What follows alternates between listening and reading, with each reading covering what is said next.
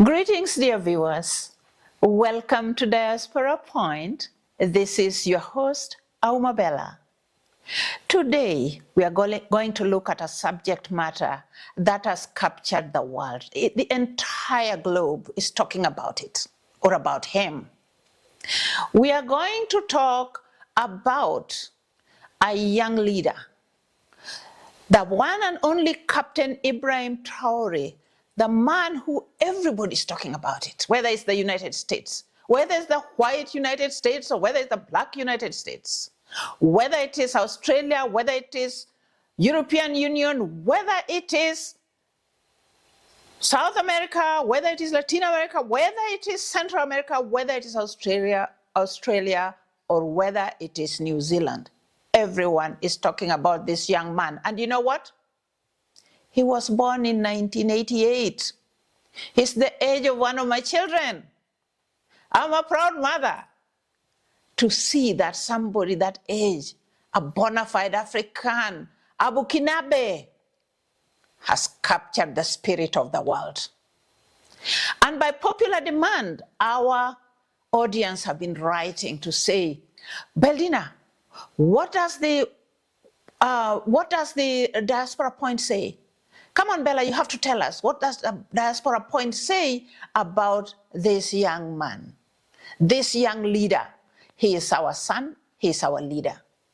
And to capture this, we have brought a political analyst of mean repute, the one who knows how to sequence some of these things that are going on around the globe.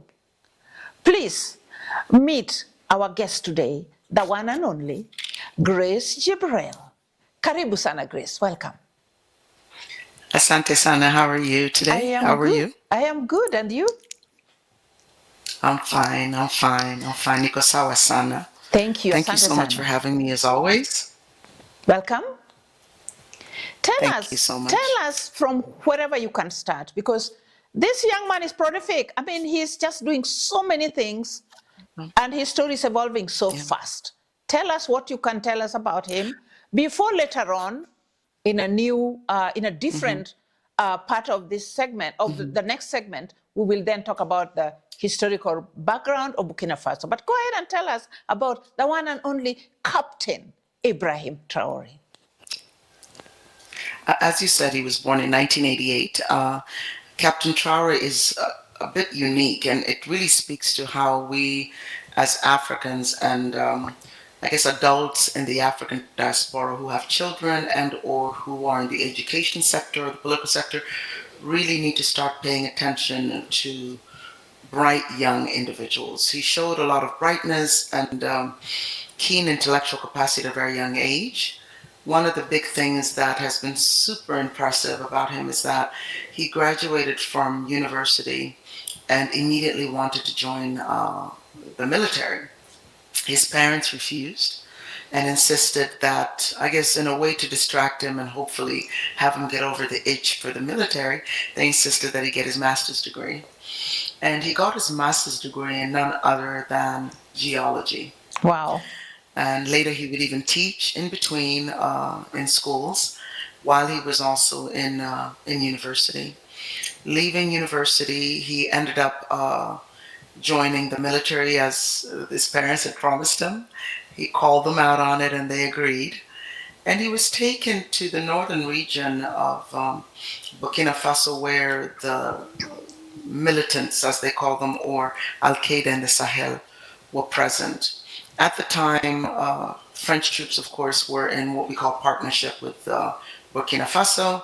And it was a situation whereby it was clear that there were shortcomings. Bullets could not be found. If a village was under attack and a village asked for help, it would take sometimes 2 to 3 weeks before the Burkinabe army arrived at the site of the massacre.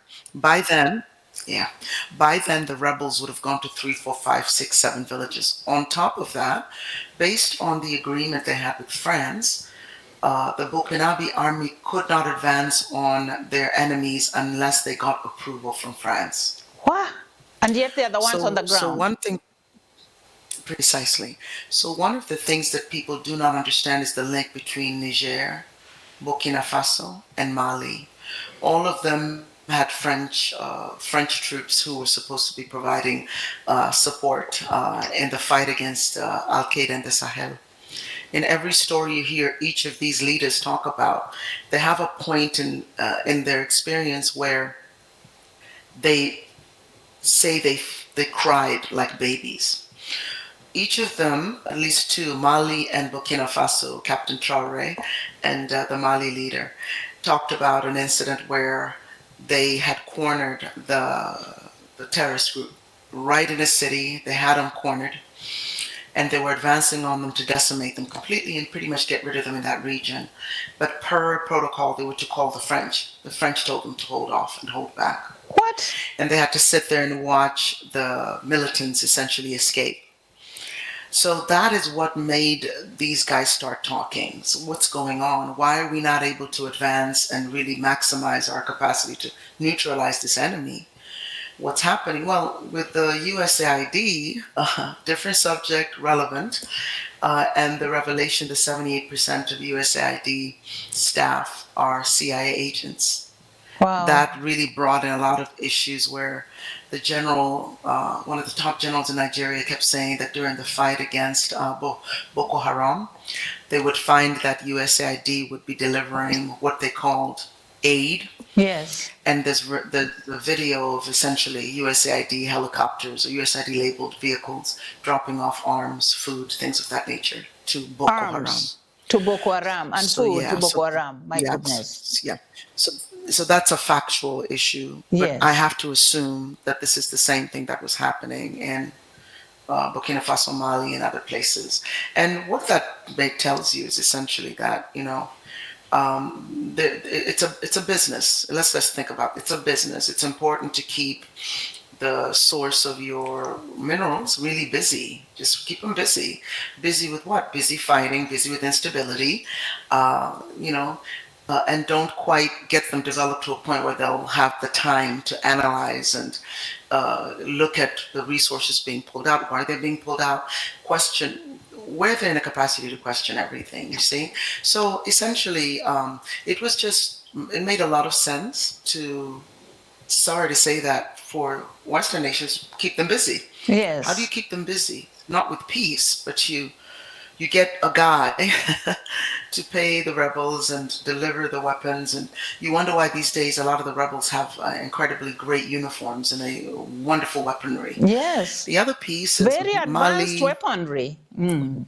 Precisely, Mali, Burkina Faso, and Niger are countries that would ask for military and technical reinforcements, meaning guns, the classic stuff. Yes. Guns, weapons, surface-to-air missiles, whatever it is they needed, or shoulder-launched missiles.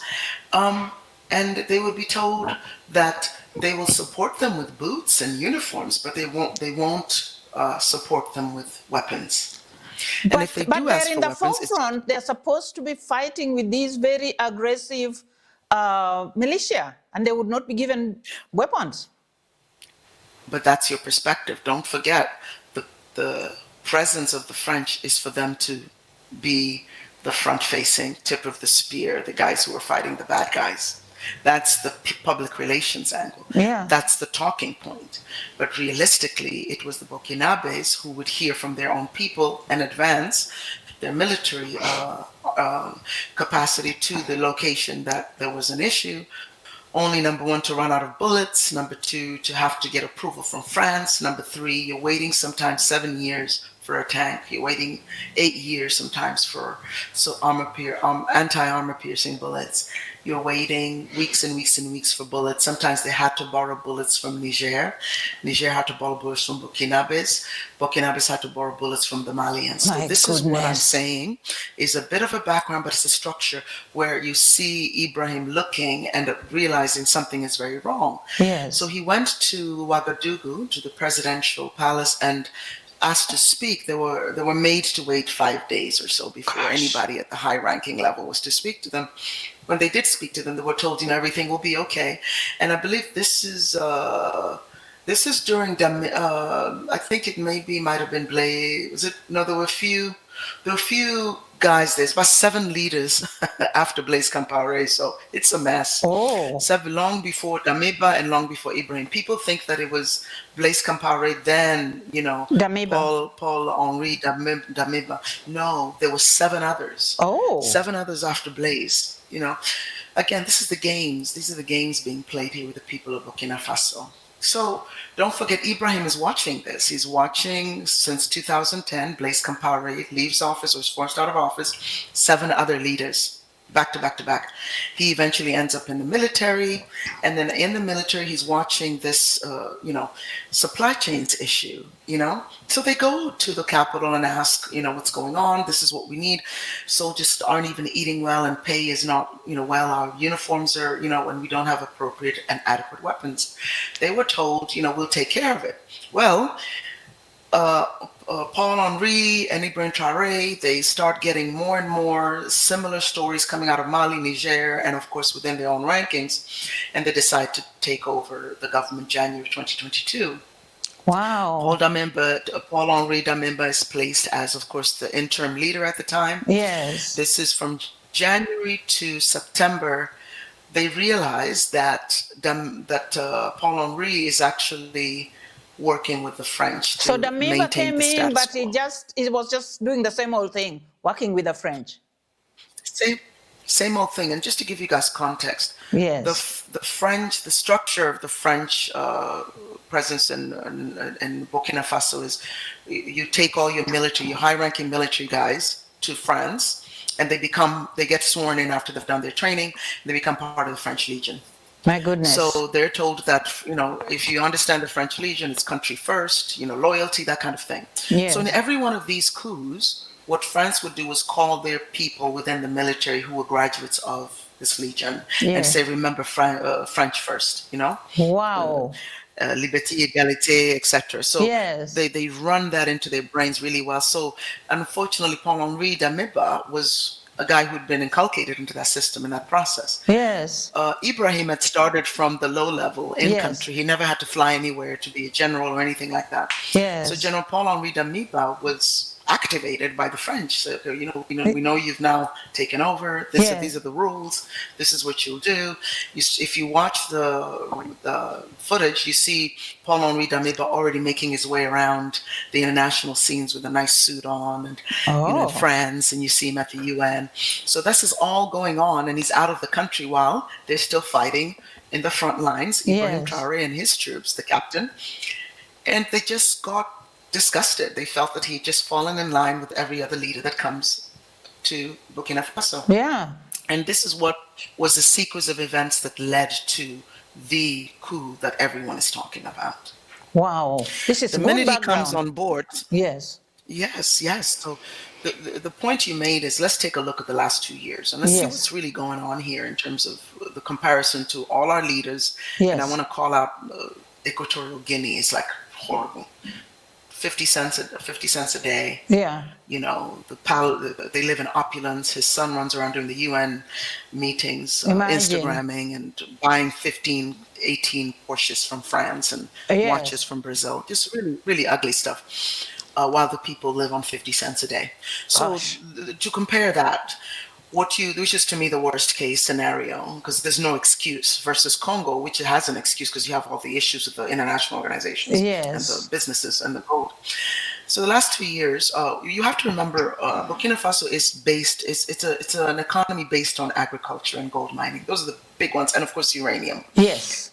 Those are the big pieces that it's always had, and it's never had the opportunity to actually maximize on its capacity, especially from the agricultural perspective. Yeah. You have to remember the the IMF and the EU and all these organizations essentially have their cartels. Ukraine provides grain for Africa. People don't know that. Ukraine was assigned on the World Health Organization and the IMF. World Food. Yeah. I forget the term. The organization. World Food Program, WFP. World Food Program. Yeah. WFP, and with the IMF and all these guys, Ukraine provides grain for Africa. Rice comes from parts of China and India, believe it or not. And there were these you don't grow your own food in Africa. Yeah. Tomatoes come from this part, blah, blah, blah comes from this part. So what African countries have been forced to do as a contingent of getting aid is, number one, you don't produce your own food. And if you do produce, you produce it in a very normal subsistent farming level. And as a result, when the Ukrainian war started, African countries started starving. Yeah. There was no grain. Yes, So yes, yes. It was a crisis. In fact, it was a crisis. And of course, what the NGOs loved about it was we get more funding from our governments and we pay our executives more money and we get to say we're saving Africa again. Yes. But in the 50 plus, almost 100 years NGOs have been present and all these so-called humanitarian organizations, I have not seen one African country that is disease-free, that is starvation-free.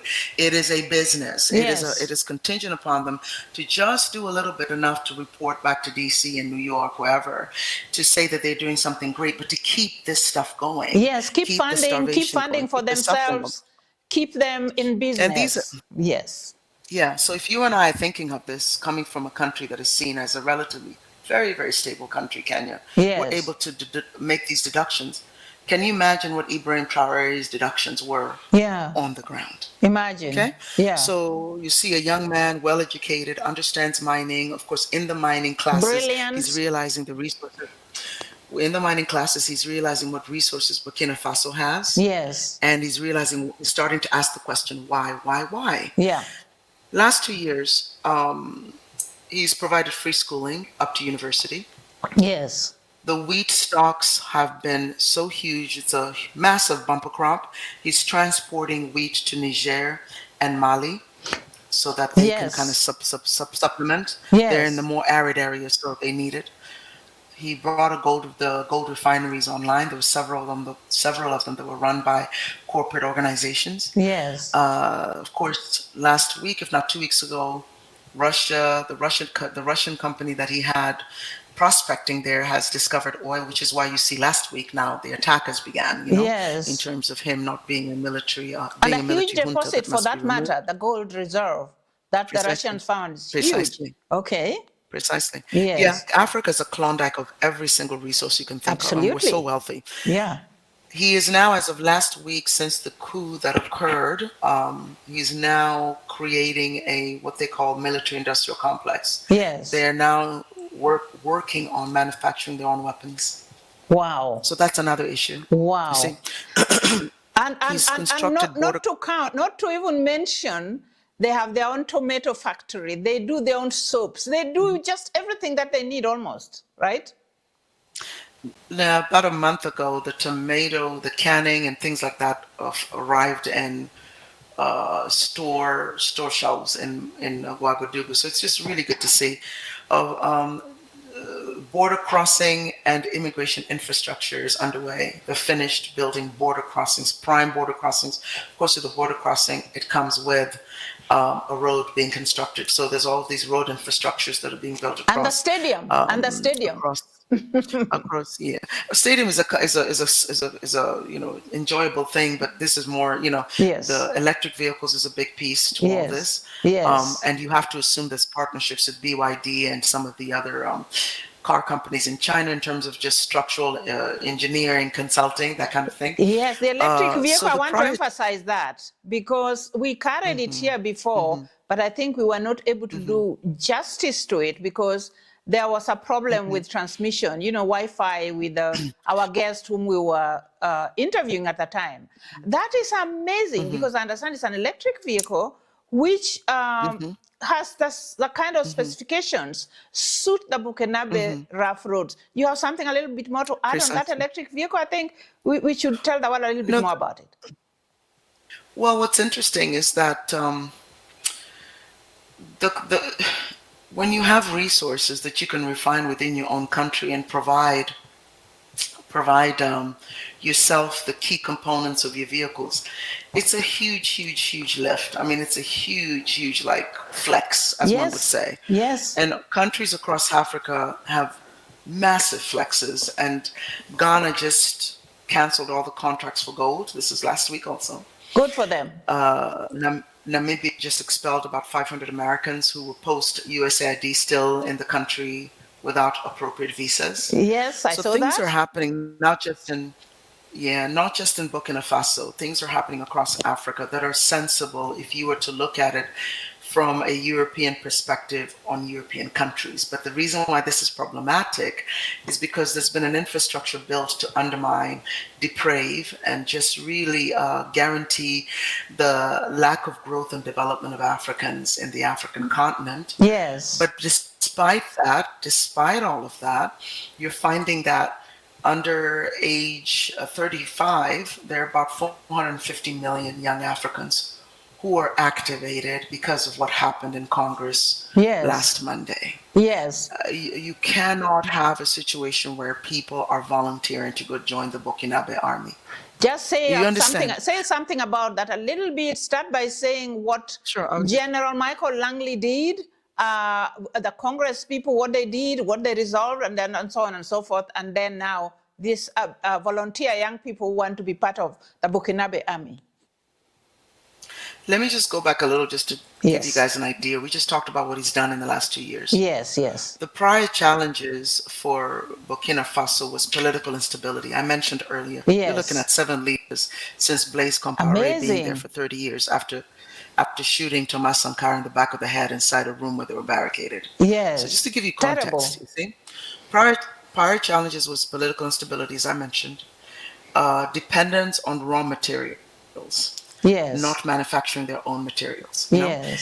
Structural weakness, meaning they were under attack by different organizations and different juntas and different, of course, terrorist groups. Yes. What I've just outlined is essentially the very things that Ibrahim Traore has addressed: political instability, check; dependence on raw materials, check; structural weakness, check. Yes. But however, you're still finding that there's an issue. The way I see this situation turning is when he publicized that they had now began to actually refine their own gold and were creating gold bullion and essentially creating a bank, them and the Alliance for Economic Alliance for Sahel states, Yes. or Alliance Économie du Sahel, I think is what the AES is actually in French. Yes. So you started seeing people watching, and people don't even realize that in terms of this general that we're going to talk about, Yes. he's based in Ghana. Yes. People keep thinking Africa's Central Command is based in some other place besides Africa. Oh. Africa's Central Command is based in Ghana. Yeah, it is It's based in Ghana. Yeah. So this is one issue. That's a huge issue. Number two, corporations were thrown out of Burkina Faso. Yes. They were thrown out of Burkina Faso. I'm talking about the gold refinery companies, the uranium companies. The French gold companies were mining uranium, giving 8 cents to the Burkinabe people and turning around and selling it to Canada for 200. 8 euros, excuse me, and then turning around and paying, selling it to Canada for 200 euros. Yes. You see? So it's those kinds of inequities, and not to mention the gold. The French were exporting gold or selling gold in France. I know we have a little bit of time, but we're selling gold in France, and yet they don't have a single gold mine. Imagine, so there's a lot and of I hear issues they here. have a large deposit of gold. The decadence that people see and love about Paris, people don't understand that Paris was built on the blood of the West Africans. It is, and the middle, the very freedom. the middle of what I call it Paris. That middle of Paris, they have it's decorated with gold. Many parts. What is the rails and whatnot are decorated black and gold. I mean, amazing. And these people don't mine any gold, to your point. After West African troops fought for the French Legion during World War II, back in Senegal, a group of maybe 500 soldiers went to ask for their pay because they were promised pay. The French Legion general essentially arrested them, and they were all shot on sight. Oh Oh, This is why Senegal expelled the French not too long ago. They said, you guys have never discussed this issue, you whitewashed it, you've never actually provided an apology, and because of that, we feel that this relationship needs to be reevaluated. So there are yes, things across the board. And I'm sure these happened across all of the French colonies where soldiers who were pretty much conscripted to go fight against Hitler, you know, who limb and life and limb for the French nation that they were part of at the time, the colonial powers. yes, They essentially were the reason why the African troops across the board during World War II were the reason why the European nations were able to hold back Hitler to the extent they were able to do so. yes, Those are things that are not talked about in yes, history. And this is what Ibrahim's response was to, of course, Macron's comment that Africans are animals and they're desperate and they're going to come back begging. Now, with regards to General Langley, are angry. Corporations are angry, and as you know how the American political system happens, these discussions don't occur in Congress or in an office. They happen at a dinner or at an event where I meet Congressman so and I say I represent Gold Coast something, and we are having some issues. We work with the Americans very closely. We provide taxpayers with jobs, and we this, that, and we contribute this much to your party. We are so willing to give you 1.5 million in next campaign. All we ask is that you kind of assist us with this problem we're having in Burkina Faso. Can you believe he's thrown us out? That country needs us. They can't function without us. On top of that, the gold mining has stopped. Therefore, it can be an economic issue for France and other countries that depend on it. yes, Congressman gets in contact with, of course, the military to find out what is the status of Burkina Faso, and I'm initiating a congressional hearing on the status of West Africa and the Sahel. There's so much going yes, on there. Can you give us feedback? And General, I'm going to tee it off, and you can kind of expand on it. So you'll notice that the congressman, sounding so ignorant, says, so isn't there possibly some corruption happening there and maybe they're pocketing some of the money? That's the tee off. And the catch is the general saying, absolutely, and I don't mind talking about Ibrahim Traore, and on and on and on. And then he starts to blink. Anybody who understands facial expressions, you can tell he teed it off and he wasn't being truthful. yeah, Most military people, when they speak, they look you dead in the face. They don't blink. They're very astute in what they're saying. yeah, General Langley kept blinking, and he kept he fidgeting, kept doing that, yeah, fidgeting, and he did not mean to, but he said the key word we all wanted to hear, and the gold, uh-huh, because he needed to take the gold, attach it to China, and attach it to Russia. yes, So that was the goal here. The goal was to yes, say that the gold he's selling to China, he's getting money, pocketing it, and placing it in his private accounts. Let's not all be naive.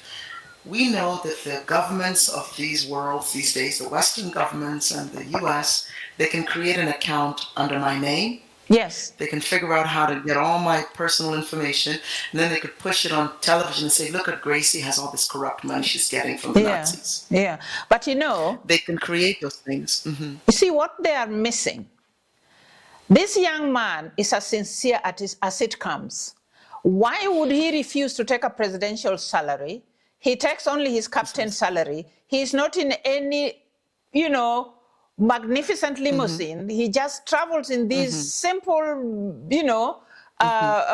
military vehicles. He wears his simple military uniform, no suits, no fanfare, no summits, no conferences. He's just working constantly, which as we It see, tells you. has already yielded so much in just 2 years. And then they want to say he is corrupt because that's what they usually say about corrupt African leaders, which they have corrupted themselves because they are the greatest corruptors. So now they're trying to fix a square peg in a round hole, and it's not working. And it has totally ignited the African nation around the world. And the African nation It is is not. like, don't touch our son, don't touch our leader, don't touch our brother. What is interesting that we have to also point out is the fact that we have a problem in our Congress in the United States. I don't know who they have working for congressmen, but when it comes to Africa, as you saw in um, the what do you call it, the State of the Union address, Trump was outlining the money that USAID was using, and he said, and $200 million to Lesotho, whatever that number was, wherever the heck that is. And then you see the Speaker of the House on the left going, and you see the Vice President going, they don't know, they don't know, They're they don't ignorant. know. And it's not even ignorance, because ignorance is like has an excuse. They're very stupid, Yeah, sadly, sad to say, yeah, because you're deliberate in your lack of knowledge when you're stupid. yeah, You are lacking the access to knowledge when you are ignorant, and we tend to use ignorant as an insult, but ignorance is really an empathetic word. yeah, You really just don't know. But yeah, that's not the excuse. You guys have staffers. You guys have yeah. staffers. You guys have State Department employees. You guys have CIA. You guys have everyone who should know what's going on the ground. Yes, They know what kind of sandwich Putin eats. They know what type of underwear Kim Jong Un is wearing. They know all these things about these major things, but you cannot tell a country where it is in Africa, and you cannot brief the congressman who will just rush in a rushed manner, opens up a committee hearing on the status of the Sahel, and he does not know that Ibrahim Traore did not take a salary as a president. yeah, That's a very simple thing to yeah. find. And you know, Google is your friend, my friends, you know, in the Congress. Please Google some of these things. And if you Have can, your to spend your all day watching YouTube like the rest of us. yes, to your point, have your staffers search this man everything, including the And soap he baths with, everything. Get to know the shoelace, get to know everything so that when you and have him on a congressional hearing, you can speak stuff that makes sense. But you stand there and and you then let's all talk. look stupid. I don't know what that is about. And it's very unfortunate because if you look at General Langley, the same structure exists with General Langley. He has a chief of staff. He has staffers who provide him information from the ground. Who is giving him this information? It is so unfortunate because you are a high-ranking general, a Marine of all things, and you have wrong information that you're spewing out in Congress. I can see if he could maybe twist it a little bit and make it a bit more fabricated, but he was blatantly wrong. He was blatantly wrong, and that's what made it the lie that has ignited a revolution across the globe in terms of Yes, Africans. And yes, when the African American group and the Caribbean group get a hold of something, they don't unleash it from their 50,000 pounds per pressure jaw. They will go after it and go after it. And then you're doing this at a time where an unprecedented number of African Americans are moving to West Africa. You're doing this at a time when an unprecedented number of African Americans have gone to Burkina Faso, visited it with Ambassador Akana Chombo. Shomori, I forget her yes. name, forgive me. Chombo. And you have this presence that you guys are not tracking. You guys are not tracking what's happening in Africa. This is what bothers me. You guys are not astute to what's happening. Do you It's very think unfortunate. do you think General Langley was Hmm. told you have to put it Hmm. this way or it is not Oh worth yeah. it? Because I don't think he's ignorant about it. I don't think he's stupid about it. I think he's just, what do you call it? Buttering his bread. He's just afraid for his own job and he wants to Mm. just do what pleases these people, not realizing that Africa is a nation all over the world. You don't mess with that. I mean, they have been messing with Africa, but I think things are getting Okay. different. Mm.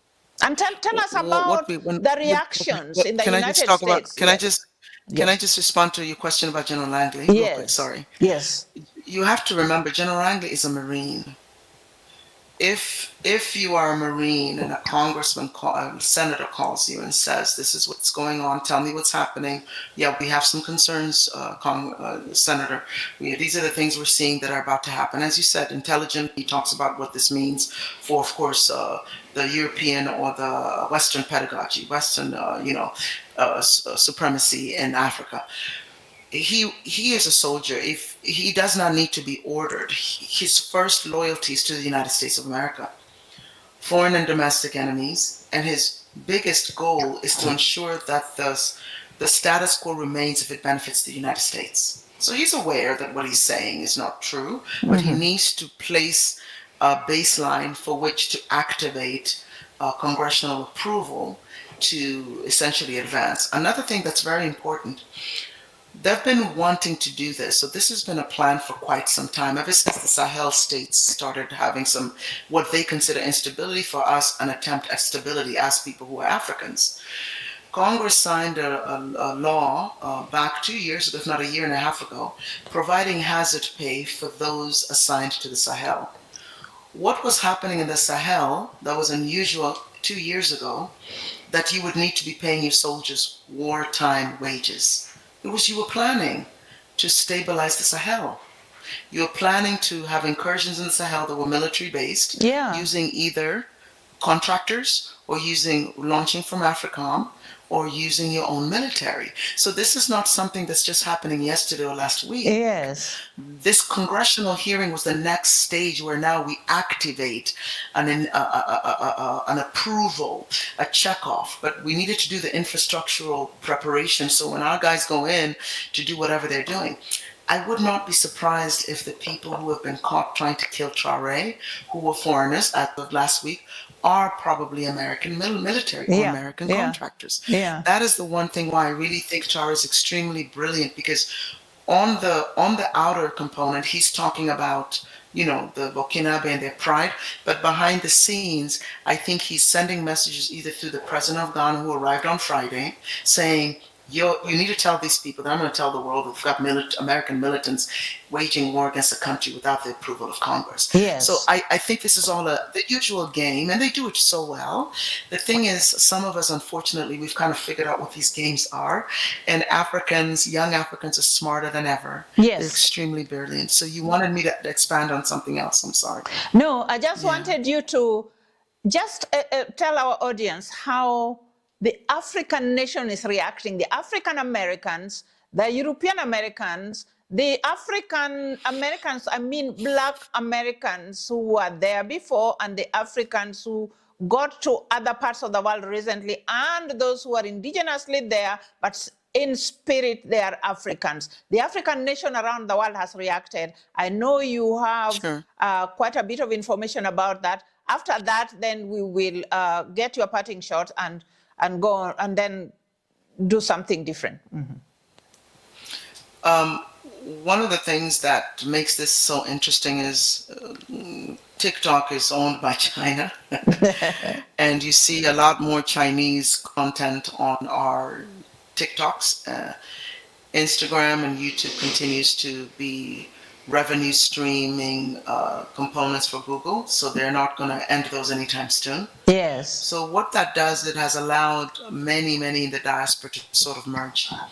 There are people who watch YouTube, watch Instagram, watch TikTok that just look for African-based content, Caribbean-based content, African-American-based content. That's it. And in so doing, they want to know sometimes the histories of Africa, the histories of the Caribbean, the history of the African American. The revolution really started maybe 15 years ago when Africans, especially in the Eastern Coast and even in Western Coast and Southern Coast, discovered the story of the African American slavery experience. Yes. No one knew in Africa because that was not information provided in schools. That's number one. You lead up to that, you have the entertainment component that's kind of merged across the globe that has created what we have now as the African-American megalodon of entertainments, music, things of that nature that spread across and influences. Now, when you have a situation like the issue of Ibram Power, the very people who provide you the information that you enjoy, the documentaries, the Black empowerment content, they're now saying, oh, by the way, they've been saying it for the last 2 years. Burkina Faso had a revolution. There's this young guy called Ibrahim Traore. He's causing waves. Oh, the guy's gone to Russia and he refuses to bow down to the French. Oh, by the way, he's kicked out the French. Oh, by the way, he's built a tomato factory. Oh, by the way, he's released prisoners from jail and he's given them rented land to plant wheat. Oh, by the way, they're harvesting the wheat. Oh, by the way, the wheat is going to Mali and Niger. Oh, by the way, they've created an economic zone. Oh, by the way, they're building a bank. Oh, by the way, they're running gold. Oh, by the way, they're demanding that the uranium gets paid fairly. They get paid. Oh, by the way, they're the fastest growing economy in the world. You see what's happening here. The fastest growing economy in the world. I'm saying that to just underline it. Yes. Burkina Faso. People are looking at this. People are looking at this soap opera. Americans and everyone loves an action movie. Ooh, there's a guy who took over a country. Ooh, and then next thing you know, oh, this guy's like a hero. Oh, wait a minute, he's doing this for his people. Oh, wait a minute. He's doing what? Oh, wait a minute. What bad guys are picking on him? Guys, we got to go make sure that nobody hurts our hero. And this is what's happening. Everyone is a child inside. Adulting is difficult. So when you see an adult we see him as a kid, but he's an adult, he's a 36, 37-year-old guy, Yes. standing up to a hundreds of year-old organizations that have established white supremacy, eugenics. We are not human in the eyes, as Macron himself said. Yes. Africans are not humans. Honestly. We're animals. Imagine. And they need to essentially shepherd us towards humanity. And we only get fiddles. What they've chewed up and spat out is what we get to eat, and we like it, and we are So thanking them. We crazy. will beg them and Gosh. for more. This is what's happening. And so when General Langley was saying we need to make sure that we stabilize that environment and put it back how it should be, that's what I pulled from his Yes. statement. What do you mean? What do you mean? You know, of course, there's the issue that he's a black man, but what do you mean? Surely, if you see the photos and the press's standard status quo of shooting deplorable photos of Africa, not the more prosperous environments, Yeah. you have to ask, those photos exist, why? Yeah. What has happened to those people to get them to the state? Yeah. That's not what the media says. Media says, look at these lazy Africans. And then they juxtapose that in the Caribbean, where 90% of all the Caribbean resorts are run by foreigners, and then the workers are earning subsistent living, and they stay poor, and they're all black, the workers. Imagine. Then you go to the US, where you have 2-point-something million black people in prison, largest population of prisoners on the planet. Gosh. Okay? So, and then we look at the 13th Amendment, when the police was really created in order to kind of continue the slavery of, the great compromise between Democrats and Republicans, where they would continue slavery by arresting you and sending you to jail for 10 to 15 years for vagrancy as a black person. My goodness. So all of these things are institutional structures to, for whatever reason, leave Africa down. You wanted me to know what's my parting shot. What all of this has taught me, and it's thank God for the geography I learned in the schools in Kenya. Thank God for the history we learned when I was in Kenya. Thank God for the high school I went to in America that had allowed me to start the African Student Union. So I started really doing a deep dive into Africa and who we were. If you look at even the longitude and latitude structure of Africa, where it's located, it is the center of the world. Yes. The prime meridian runs right through Africa. Yes. You know, we are the center of the planet, and you wonder, with that center of the planet comes all these riches from Mother Nature. Yes. All these riches. And the people who came to our shores and coveted those riches, their eyes were shining, glimmering when they saw gold. And in that trance, they would chop our limbs off in the Belgium.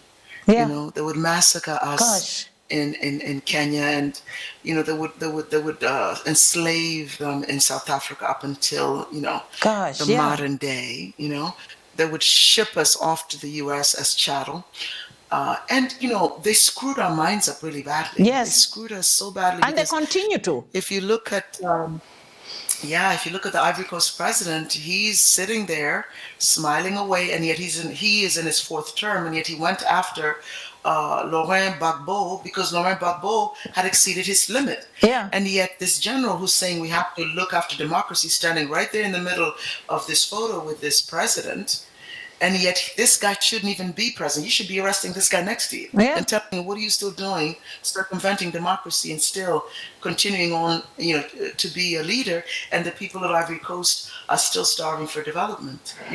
You should go. I mean, this guy should be going all over every other African country besides Burkina Faso. I don't understand. I think that's the issue why there's a huge upswell of anger. April 30th is a massive protest, both online and in person, where Africans across the globe are going to stand up for Burkina Faso. Hands off Traore. Yes, yes, absolutely. Now, I'm just going to thank you so much, Grace. This is fantastic. Dear viewers, please remember to subscribe, give us a thumbs up, and share.